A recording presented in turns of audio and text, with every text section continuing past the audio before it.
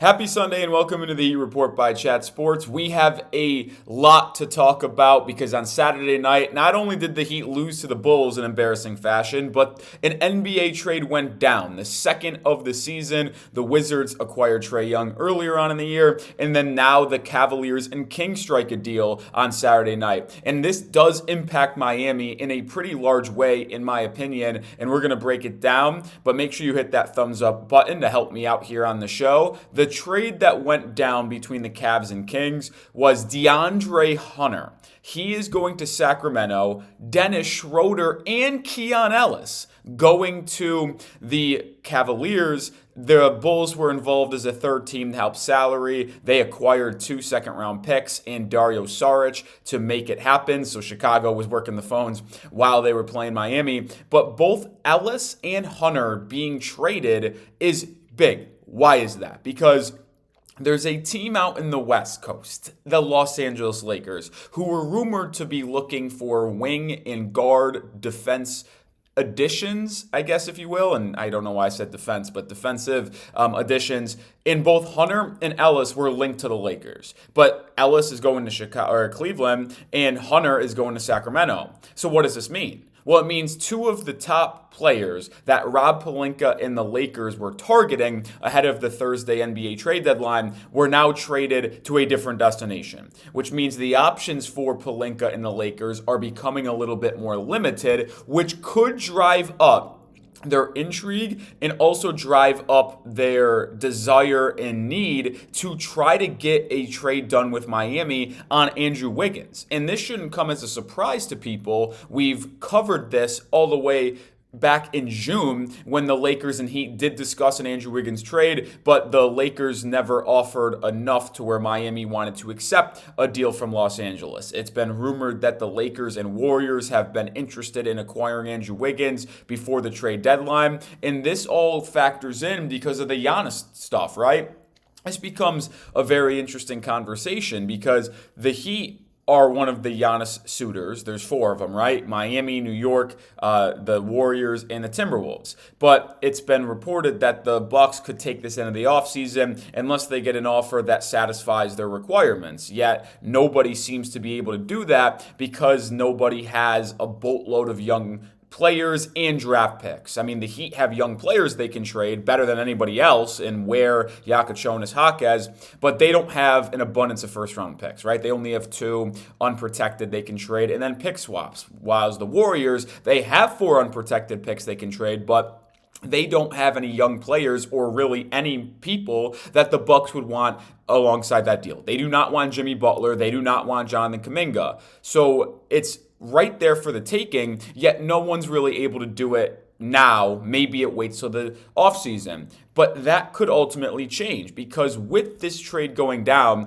I mentioned the Lakers might be more desperate to go out and get Andrew Wiggins because they need wing help and even guard help really badly defensively. And the Heat can easily make a trade with the Lakers and get it done. And before we talk about that here in a second, but I just want to hear your confidence level, 1 to 10 on acquiring Giannis Antetokounmpo. Go down in the comments and let me know.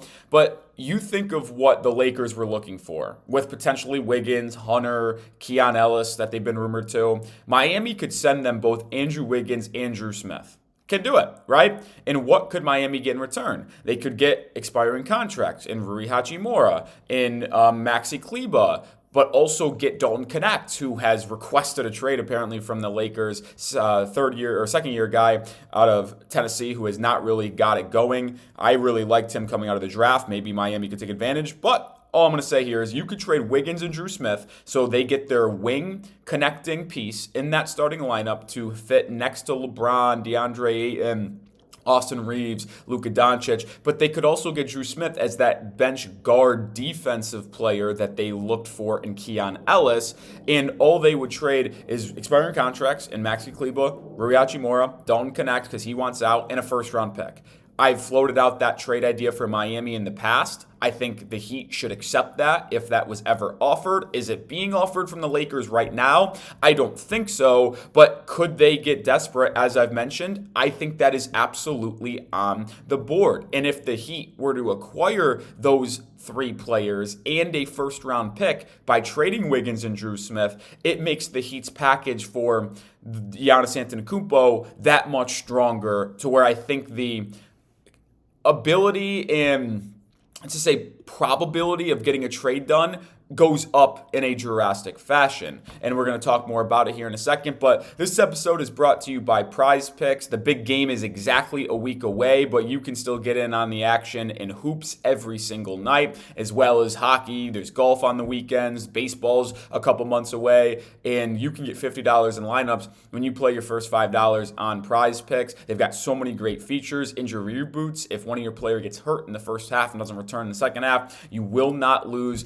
That player gets removed from your lineup and the rest of your players continue on. Just pick more or less on at least 2 player stat projections. When I'm looking at tonight's Heat game, I'm going to go more on Bam points, rebounds, assists. He has done extremely well in the last 2 games against the Bulls in terms of putting up numbies, back-to-back 20-point double-doubles. I expect that to continue on Sunday night. Join me and the millions of others on Prize Picks. Download the app, use code CLNS to get $50 in lineups when you play your first $5. That's code CLNS to get $50 in lineups when you play your first $5. Prize Picks. It's good to be right.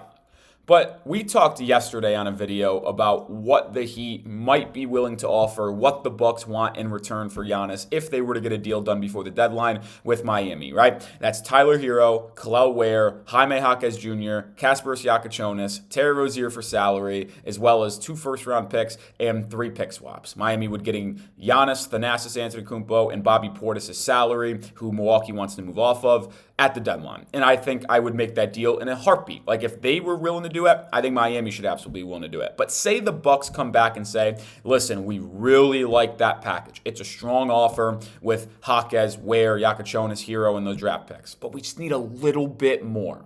And Miami's like, dang, we can't offer anything more. How do we get this deal done?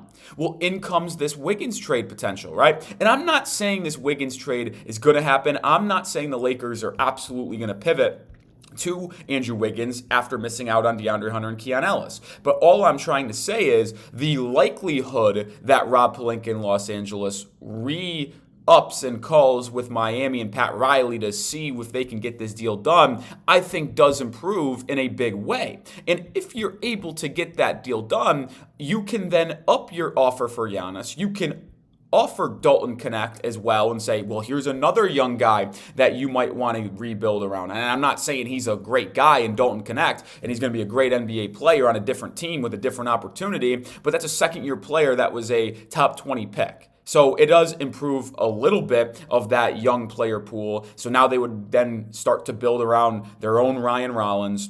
They'd bring in Kel'el Ware, Jaquez, Dalton Connect, right? That's an interesting front court, at least as a rebuilding team that's looking to kind of move into their next era if they're trading Giannis. But you also can add that first-round pick, right? So you now would potentially have an offer that includes Hero, Jaquez, Connect, Ware, Giacochonis, 3 first-round picks, 2 of your own, 1 from Los Angeles, and 3 pick swaps. Like, that is an unbelievable strong offer. So that is something that I think Milwaukee would really have to contemplate doing if the writing's on the wall and they're trading Giannis. Well, that's a good package. Is it the best ever? No, that's a very good package, though. So to me, if I'm Miami, I'm absolutely getting on the phone with the Los Angeles Lakers and trying to get a deal done here, because I don't think you're getting a trade done for Giannis unless you acquire another first-round pick. And I believe you can get a first-round pick in return from Andrew Wiggins, and I'm looking specifically at the Los Angeles Lakers because the two have been connected, and they are probably kind of wondering what their next move could be with DeAndre Hunter and Keon Ellis off the board, as Hunter is now in Sacramento and Keon Ellis is in Cleveland. I keep on wanting to say Chicago, but that's not the case. This is why you subscribe, because we cover all Miami Heat news and rumors, but we'll round out the show by talking about what Miami needs to do better, because I want to talk about what happened in last night's game because that was awful. Now, I'm not going to sit here and act like I watched the entire thing. I was out with some friends. Shout out Matthew Peterson, who spent his last night in Dallas. But I know you didn't have Davion Mitchell. I know you didn't have Norman Powell. But they were missing a ton of players as well. Like, they didn't have Josh Giddey. They didn't have Nikola Vucevic. They didn't have Kobe White. They were playing Yuki Kawamura, I think I said that wrong, Javon Carter, Lachlan Olbrich, Dalen Terry, and Julian Phillips off the bench. Like, that can't happen where you lose this game. And I know a lot of people are going to get mad at Spo about Kel'el Ware only playing in 3 minutes, and I would agree that's usually probably not the case, but I think the point he made after the game about why he only played in 3 minutes makes a lot of sense. Right? It does, because the Bulls didn't play a center.